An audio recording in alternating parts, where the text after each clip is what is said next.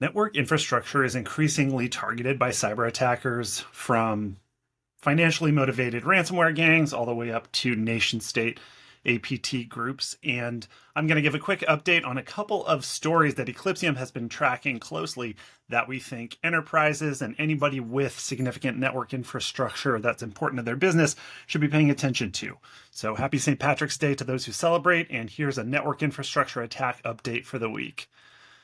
First, we're talking about Silk Typhoon, which is a Chinese, People's Republic of China sponsored APT targeting IT and network device supply chain. So this was recently reported to be specifically targeting a vulnerability, a 0-day in Ivanti Connect Secure, which is detectable with Eclipsium.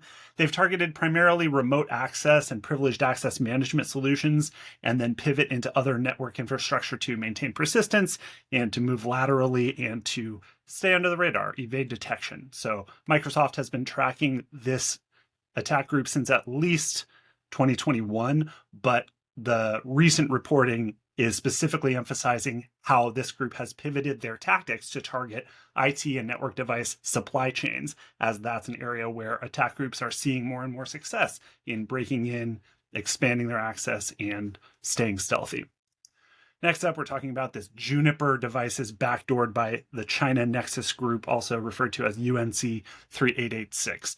So Juniper MX routers containing end-of-life hardware and software were backdoored using a custom backdoor called Tiny Shell. Actually, several different versions. Tiny Shell is a publicly available backdoor written in C, very lightweight, but there's all kinds of customization. So there's various versions being used by this.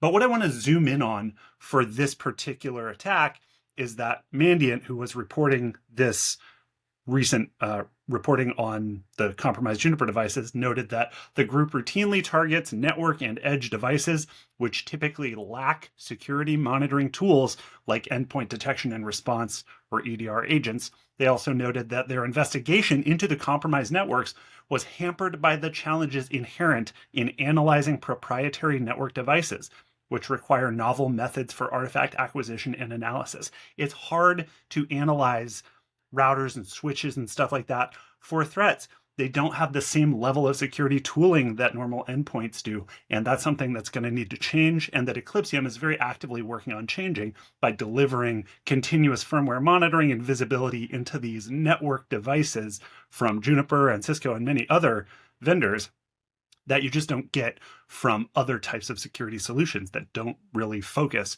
on that network infrastructure. So this is an increasing attack surface that affects essentially every enterprise and government worldwide, and it's something to really start paying attention to now.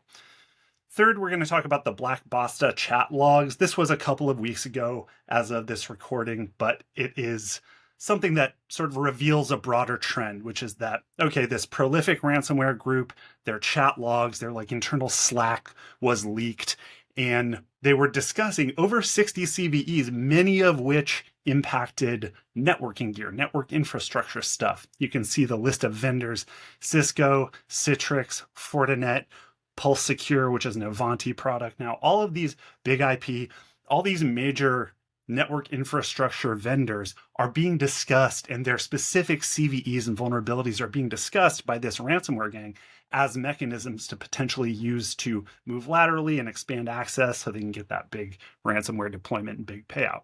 A bunch of the vulnerabilities discussed in the Black Basta chat logs that were leaked were also appeared in CISA's top routinely exploited vulnerabilities report. So while there are patches for many of these things out, these are known vulnerabilities that have been out for a while.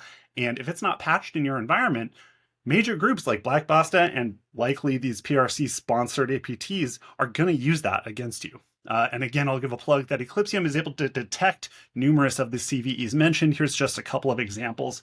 But network infrastructure, routers, switches, VPNs, firewalls, these things are in the crosshairs for ransomware groups and for nation state adversary groups as well. And every organization that has this type of network infrastructure in their environment should be thinking about how they're going to get the level of visibility and continuous monitoring that they need on that network infrastructure that has historically been a lot less monitored than your endpoints and workstations and stuff. So that's the network infrastructure attack update for March 17th, 2025.